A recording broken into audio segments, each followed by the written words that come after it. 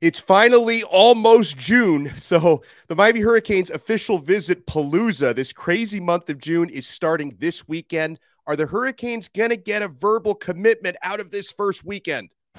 You are Locked On Canes, your daily podcast on the Miami Hurricanes, part of the Locked On Podcast Network, your team every day.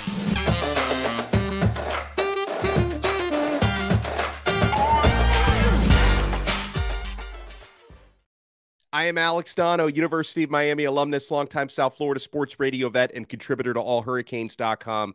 And thank you so much to the everydayers for making Locked On Canes your first listen and your first watch each and every day. This episode is brought to you by FanDuel Sportsbook, official sportsbook of Locked On. Make every moment more. Visit FanDuel.com/LockedOn today to get started.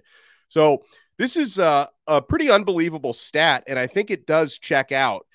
Somebody sent this to me from a message board post on Miami's 24/7 posted by Colorado Cane for Life. Shout out to Colorado, by the way. I've met so many Canes fans online who live in that state. It's like, obviously Florida is where most of us reside, but Colorado has a strong Hurricane showing. And he talked about how many top official visits Miami is scheduled to have this month. 14 to 15 top 100 visitors will be OVing, top 100 players, I should say, according to the 24/7 ranking. So 14 to 15 top 100, 11 top 75 players official visiting, 26 players ranked in top 24/7 official visiting. He says there are only two programs that as of now have more confirmed top 100 players OVing in June, and those are Georgia and Ohio State. So those are the schools Miami is in the conversation with right now when it comes to this huge official visit month. Obviously, you need to actually get the results from it. I realize that, but the more pieces you have on the board, the more chance you have to get those results. Let's bring in our recruiting overlord. We love when this man joins us. Our scout, recruiting expert on the Locked On Network, Brian Smith, is with us. Brian, how are you? Doing well, sir. How about yourself? Doing very well. And, a couple weeks ago, we had a conversation about how you said like it would be pretty disappointing if Miami doesn't land at least a top 10 class this year. And just Absolutely. Based on the amount of top 100, top 75, 4 and 5 stars they have visiting in this coming month of June, I can understand why we'd all be pretty disappointed if they don't come away with a really high ranked class with all they have going on. I think it's top 6 or 7 is kind of the minimum now. Just because I put a premium on corner and D-line because that's what the coaches put a premium on. And Miami's D-line recruiting board is pretty much similar to like what Georgia or Alabama or Ohio State or Texas or something like that would be. And they're getting them on campus. So they have a very high percentage chance if you get them on campus. It's pretty simple. So I think they have a really good shot, not only to be in the top 10, they could even sneak into the top 5. Obviously, it's a mile away from signing day, but you can only do so much at this point. And as you noted in your intro, we're almost to June.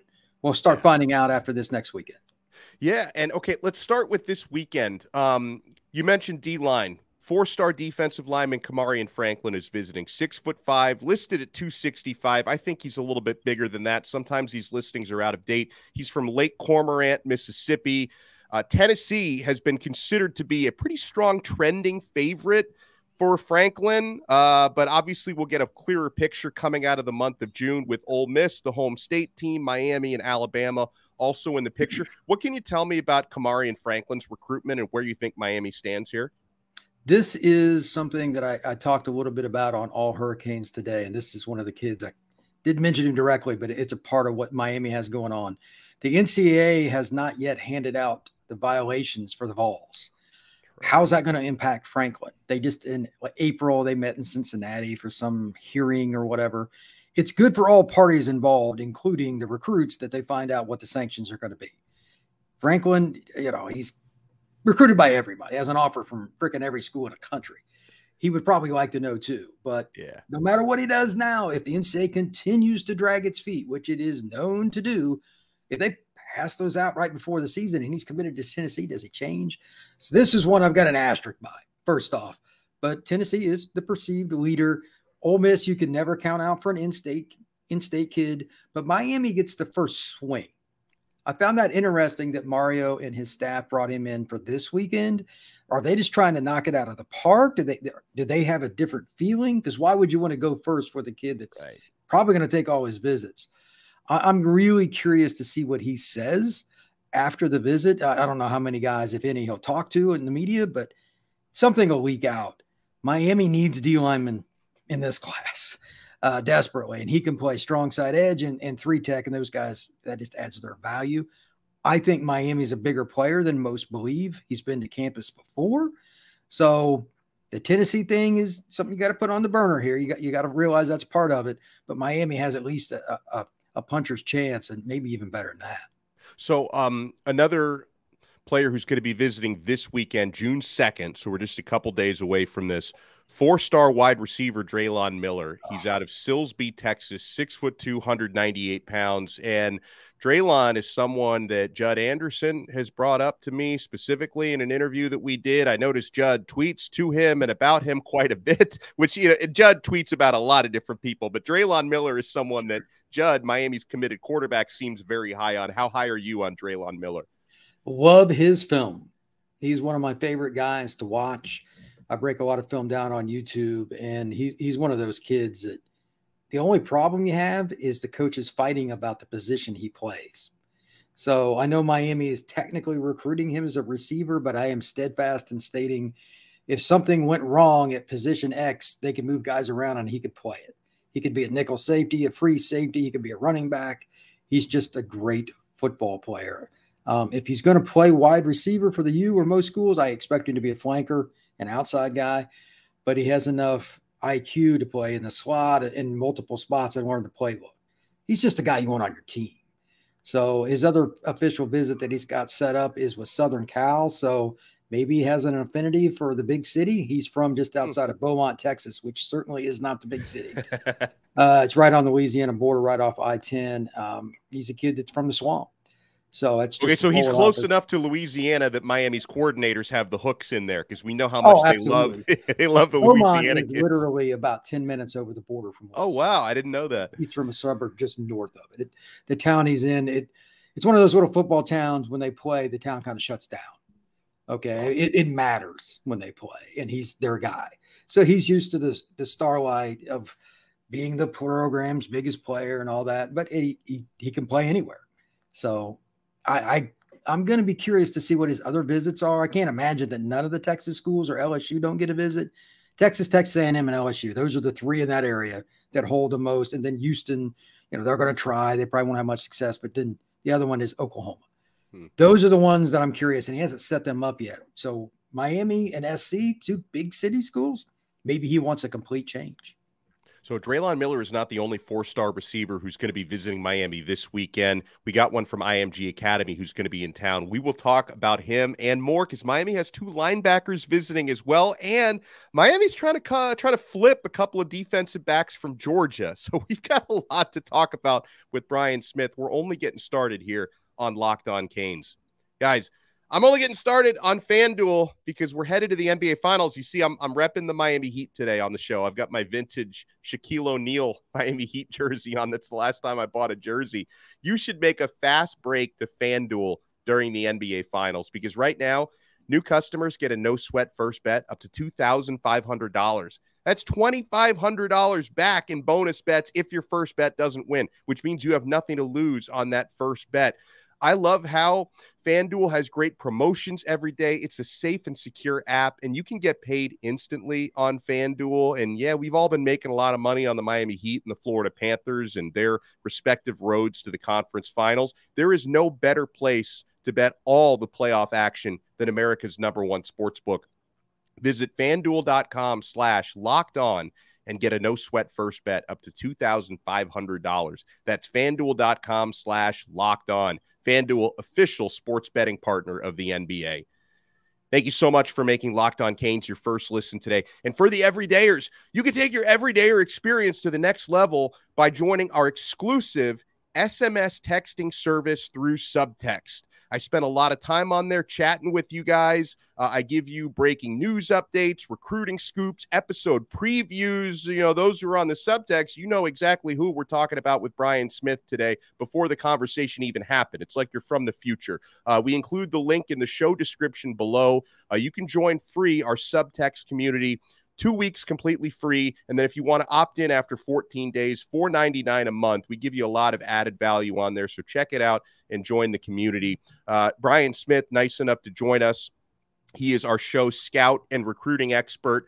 So sticking with the Miami official visits this weekend, Brian, as it's going to ramp up throughout the month, but 4-star receiver Tank Hawkins out of IMG Academy is going to be visiting. Now, he's got a different body type from Drelon Miller, that's for sure. Yes. 5'9", 165. So this is a special player, but, you know, it is worth pointing out he's got a similar body type to, you know, players that Miami has a lot of on the roster right now when it comes to these smaller, shiftier slot receivers. So is Tank Hawkins special enough to be a priority for Miami? Where do you think he stands on Miami's radar? I've been trying to figure that one out and even going back and forth with it myself for a while. And here's my philosophy. He can fly, first off. I mean, this kid is bona fide speedster, but he is a slot. You've got Restrepo, who's going to be a junior. Does he leave after this year? Can he go? I mean, he's not the biggest guy either. Would he have much value to the NFL? But he is the guy that Miami looks to. So you have to look at it from that perspective. What's your roster going to be long-term? And then how quickly do you think Robbie Washington and Nathaniel could really just blossom? They look good in the spring. You know, we got to see him spring game and some practices, but you're relying on freshmen if Restrepo leaves. And then, you know, there's a couple other guys too, but Restrepo's just been the main guy to play. It's hard to project, man, because if you don't have those guys for what Shannon Dawson wants to run, he's going to put a lot of receivers on the field and probably sometimes 2 slots. And he's had success with guys named Tank, because wasn't it Tank Dell was the guy who set all the records? So now you go from Tank Dell to Tank Hawkins. Maybe he is a must-get. There you go. But if Miami's going to run 2 slots, then that's different. So the answer to this is really what Shannon wants to do. And he wants to play the best players. So I'm guessing they're going to do that. And I think Robbie will also play a little bit outside. Nathaniel Joseph, I think, is a pure slot. So they want speed and they want guys to make plays on short passes. Really, it's not a whole hell of a lot different than what Jimmy Johnson did in the 80s. Throw the short pass and let my guy run by your guy. They did a lot of that. So I expect them to recruit him hard. If they're bringing him in the first weekend again, there's a reason. So, I mean, he's got offers from across the country. You know, he's Penn State or Florida, wherever he wants to go. I'm curious to see how hard Miami tries to get his commitment this week. Yeah. And we're going to talk about that in a second, if Miami could come with a commitment out of this weekend. We also have 2 linebackers visiting. 4-star linebacker James Nesta, 6'4", 205 pounds, out of North Carolina. I've been told this is someone Miami really wants. And 3-star linebacker Keyshawn Flowers out of Maryland, 6'2", 215. It seems like there's a lot of mutual interest there between Flowers and Miami. Your thoughts on Nesta and Flowers? Well, Nesta is, I mean, he just announced like publicly a little bit ago on Twitter that he was visiting this weekend. But this is an all-around athlete. He's a baseball guy.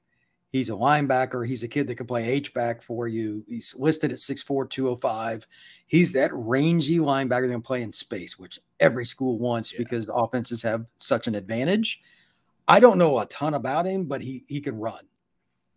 I don't even know who the main competitors are yet. I haven't even had a chance to research it. I found out about a couple of days ago. But this is one of those deals where Miami's done their own research. Miami recruits really different than just about anybody else, and I love it because they go after kids that fit what they want to do. They don't care what On3 or 247 think, although these kids are all ranked pretty high. They just kind of do their own deal. Anytime you can get developmental players that are all-around athletes that are good enough to pitch, it's a pretty good sign. As for Mr. Keyshawn Flowers, his film is dope. I've known about him a long time. Alabama, Notre Dame, all the schools on the East Coast, Penn State, whatever, they've all offered him. Alabama wants him as an inside linebacker, which automatically tells me he's a thumper. Then you put on the film and it's fact. that kid changes your whole mentality of what you want to do, because he kind of sets a tone. That's a great football player. So Miami is recruiting against everybody for that kid. And it would be great for them to get him. Yeah, no, no doubt it would be. And you've said this before on allhurricanes.com within the last week or so. Do you feel like Miami is going to get a verbal commitment, maybe more than one, coming out of this weekend? Do you think that's kind of an important thing that the staff is hoping for to set that momentum? Do you think, come June 4th or 5th, we could be looking at a new Kane? It's very possible. These kids make rash decisions sometimes. I almost hope they don't get one like by Monday, because that really too much too quick. I would rather it be like a week from now after they go home and think about it. Right. But by the 15th, if they don't have a commitment from this weekend, I would be surprised. Miami staff is very well organized. They have done a tremendous job of laying down the track to get these kids to this point. And I just have a lot of guys that like recruiting. So, and it's not real hard to sell South Florida. I mean, you live there, you know the deal. Yeah. So my pick, if I had to pick one, would be Miller. And the reason I say that is he's a kid that he can go to a gazillion schools. But I'm going to go back to the point I made a little bit earlier. Both his official visits that at least I know of that he set up are to big city schools. It's Miami and it's Southern Cal. USC has a deeper wide receiver room than Miami. USC does than Miami. I think the playing time, they're getting him on campus first. Shannon Dawson and the entire staff want this kid to play receiver. He's my pick to commit in the next couple of weeks if I had to pick one, because it's just a fit. I like it. Here's something else pretty darn interesting. And, I'm going to trust who's reporting this. I don't think this has been officially confirmed that he's going to officially visit this month. But On3 has reported, I saw this from Stephen Wagner with the incredible mustache. I think Chad Simmons was reporting this as well, that Jeremiah Smith, 5-star wide receiver, Ohio State commit, that he is looking to visit Miami. It's actually a midweek visit, June 21st. Okay. He does have multiple OVs locked in despite being an Ohio State verbal commit. So it looks like Jeremiah Smith, even though he did claim a while back he wasn't going to be back on Miami's campus, it seems he will be back on Miami's campus. But it is a midweek visit. Is that a good thing, or is that like a throwaway, or is there any sort of pattern with how those midweek visits go?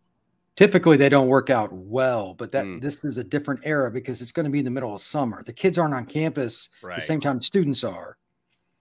So June visits, while schools are doing in the NCAA, it's a lot harder for a kid to get a gauge of what campus life is really like anyway, and nobody's there. So I don't think it's as big an impact as it used to be.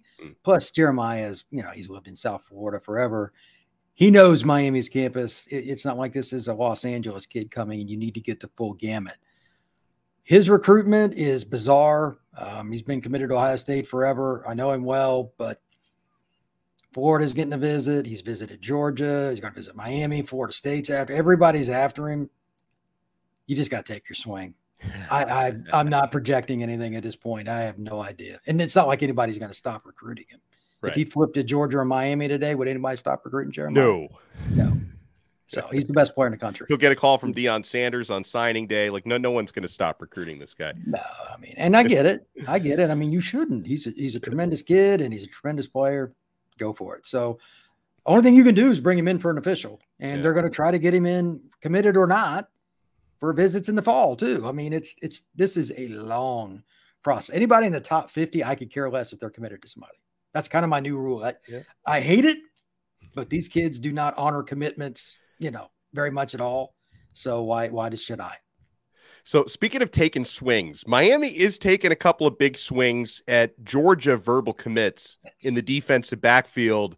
We're going to talk about a couple of the top players like 4-star safety Jaylen Heyward, 5-star cornerback Ellis Robinson IV.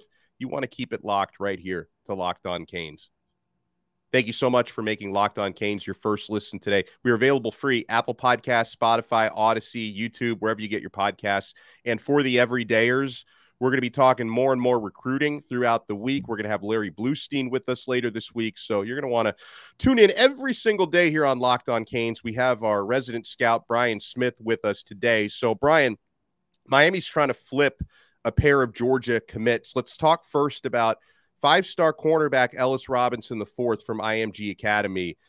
He talked just this week about how he speaks with Mario Cristobal every single day, and he doesn't have that sort of relationship with any other head coach. So it sounds like Mario is the head coach that's been the most personable with Ellis, and it's pretty well documented how hard Miami's been trying to flip this young man from his Georgia commitment.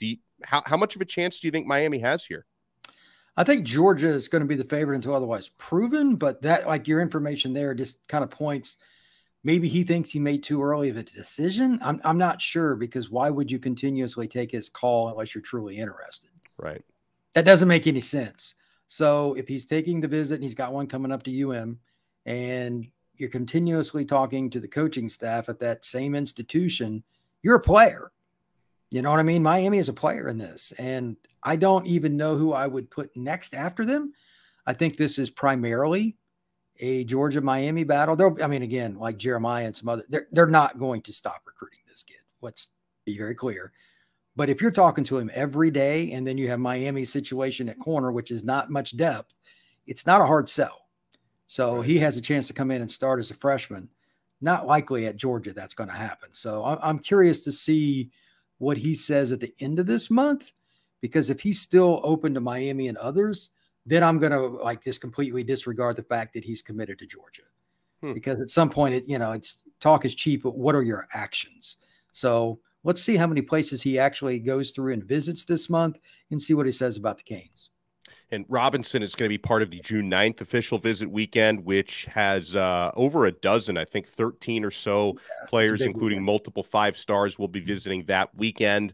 Another Georgia commit, 4-star safety Jaylen Heyward, is going to be visiting Miami on June 23rd.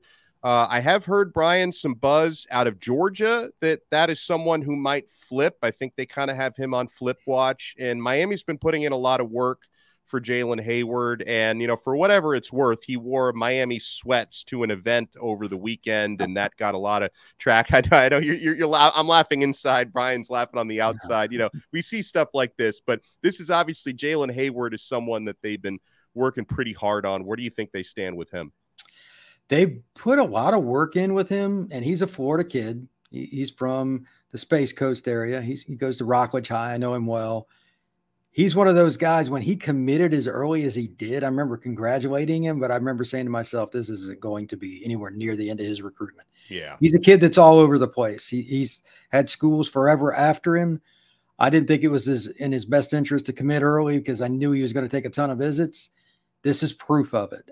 Miami is one of several. Like Florida or Florida State would probably love to take his commitment too. This is a big-time ball player. Miami's the trend, though. And I don't know what the reason is. I haven't talked to Jaylen recently, but I wonder if Kirby Smart's tired of recruiting him at this point. So I would imagine he'll take at least 3, if not 4 visits officially at some point. So this is another long play, but Miami is the trending pick, as you mentioned, and that's a good sign for the Canes. So another defensive recruit I wanted to talk about. We actually talked about this young man yesterday, and then hours after the show yesterday, I saw some more positive reinforcement on this. Steve Wiltfong from 24/7 was saying last night he heard Miami is in great shape for 4-star linebacker Chris Cole out of Salem, Virginia. There is a family connection to Miami. Chris Cole is Rohan Marley's nephew. And I don't know why I couldn't figure this out yesterday, but that makes him Bob Marley's grandson. I was trying to figure out the family tree, and I'm not very bright. That's pretty cool, man. Yeah, it is cool, right? And then a bunch of people on Twitter were like, that's Bob's I knew it was Rohan's nephew. It's Bob's grandson. So Bob Marley's grandson, Chris, who's an excellent linebacker, and he's a lot bigger than Uncle Rohan was. I mean, Rohan played beyond his size. He was only 5'8", where Chris Cole is 6'3", and he's like 215, 220 pounds. So, Brian, do you feel Miami is trending in the right direction for Chris, even beyond the family connection? Well, if Wiltfong said that, there's a reason for it. He has a lot of great contacts, but I had heard Miami quite a while ago. I'm sure Steve and others did too. Penn State, Notre Dame, and several others are trying to change that. I have a feeling this could be a Miami Notre Dame battle, because if a kid from that area doesn't pick Penn State early, they're probably in trouble. and they haven't gotten him. And that's a great recruiting staff. I'm not taking anyone with Penn State. They have done a tremendous job, especially in the state of Florida. But I think that's going to come down to Miami and Notre Dame, and it's going to come down to the visits. Notre Dame really wants him too. So very rangy linebacker, could play the hybrid, or he could play will, and this kid can flat out run. So he plays like his uncle in the sense that he'll smack you too. Remember Rohan, man, that guy, he was a bumper. He wasn't the biggest dude, but he had no fear. He was one of my favorite Miami players to watch because he just didn't care. Here I come. So Cole is much that way too. I don't know his timeline. That's the only thing I'm not sure. I haven't heard anything about his timeline.